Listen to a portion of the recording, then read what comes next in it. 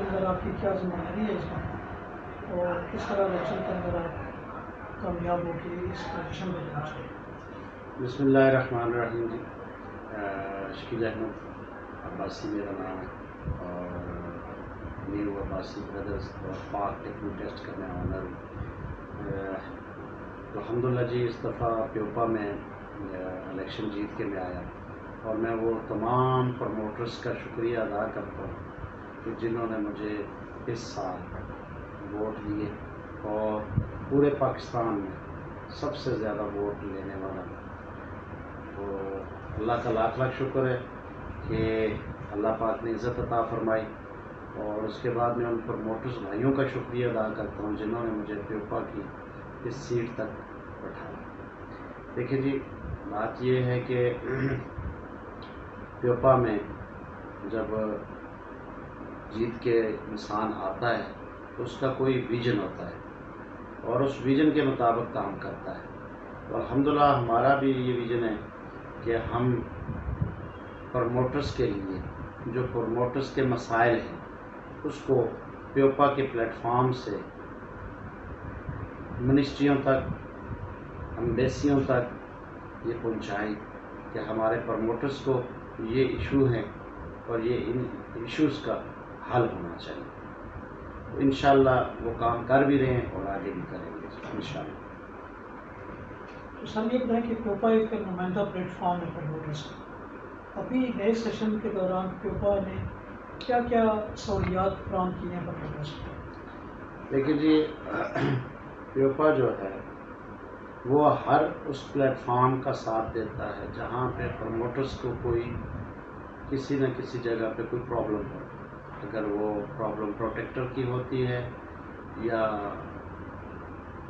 Bureau of immigration کی ہوتی ہے یا منسٹری کی ہوتی ہے یا FIA کی ہوتی ہے، کسی بھی پلیٹ فارم پہ پروموٹرز کو کوئی ایشو ہوتا ہے تو وہاں پہ پیوپا پروموٹر کا ساتھ دیتا ہے۔ جب سے ہم اقتدار میں آئے تو کافی سارے مسائل تھے اور ابھی ہیں نہیں، کچھ تو الحمدللہ حل کر دیے اور کچھ حل کرنے کی کوشش کر رہے ہیں۔ سب سے پہلے مسئلہ جو تھا وہ QVC کا تھا، قطر ویزا سینٹرز کا۔ اس میں جیری والے وہ اپائنٹمنٹ نہیں دیتے تھے، اور فیفا ورلڈ کپ شروع تھا، اور فیفا ورلڈ کپ کے دوران ہمارے ہنرمند پاکستانی جو اصل ہیرو اس پاکستان کا ہیں ان کو باہر جانے میں شدید مشکلات تھیں، اور ان کی جو اپائنٹمنٹ ہے وہ 3 مہینے 4 مہینے لیٹ ملتی تھی۔ تو ہم نے 2-3 دفعہ میٹنگز کی جیری کے ساتھ، لیکن ان کو اس میٹنگ میں سمجھ نہ آئی۔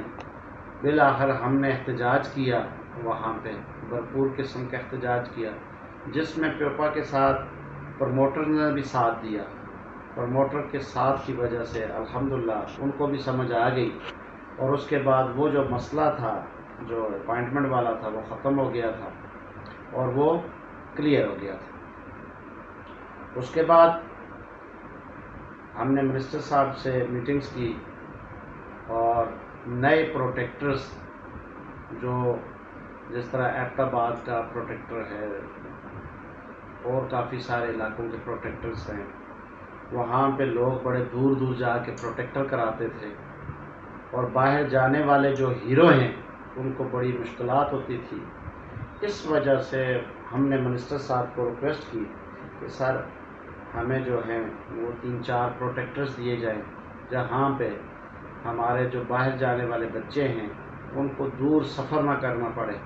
تو میں شکریہ ادا کرتا ہوں اپنے منسٹر صاحب کا، ساجد احمد پوری صاحب کا، جنہوں نے بڑے کھلے دل کا مظاہرہ کیا اور انہوں نے پروٹیکٹرز کی اپروول دی، تو وہ کام بھی ہو گیا۔ اس کے بعد ساجد احمد پوری صاحب نے جو کام کیا وہ جاپان کے اوپر کیا، کوریا کے اوپر کیا، جرمنی کے ساتھ بھی کوئی MOU سائن ہونے والے ہیں، اور رومانیہ کے ساتھ کیا۔ الحمدللہ ہمارے جو ہیرو ہیں، ہمارے جو ٹیکنیکل ہیروز ہیں، پاکستان کا مستقبل ہے، جو پاکستان کو ریونیو دیتے ہیں، پاکستان کو مضبوط کرنے میں ان کا بہت بڑا کردار ہے. تو یہ لوگ مڈل ایسٹ بھی جا رہے ہیں، یورپ کنٹریاں کھل گئی ادھر بھی جا رہے ہیں، اور کوریا بھی جا رہے ہیں. تو یہ جو ساری کوشش ہے یہ ہمارے منسٹر صاحب کی ہیں.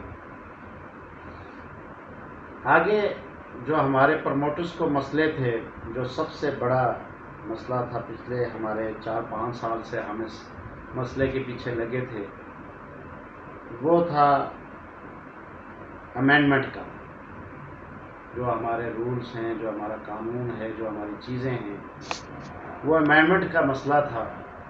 تو الحمدللہ ہمارے ہی دور میں اعجاز صاحب نے کوشش کی، senior vice president Fahim Iqbal صاحب نے اور اسد حفیظ کیانی صاحب نے، ان سب نے، اور میرے لیڈرز سید حبیب علی شاہ صاحب اور لائن گروپ کے چیئرمین سید عطر اقبال صاحب، ان سب نے کوشش کی اور وہ امینڈمنٹ جو ہے وہ یہ سمجھیں کہ آخری مرحلے میں اس کا فائدہ پروموٹرز کو انشاءاللہ ہوگا.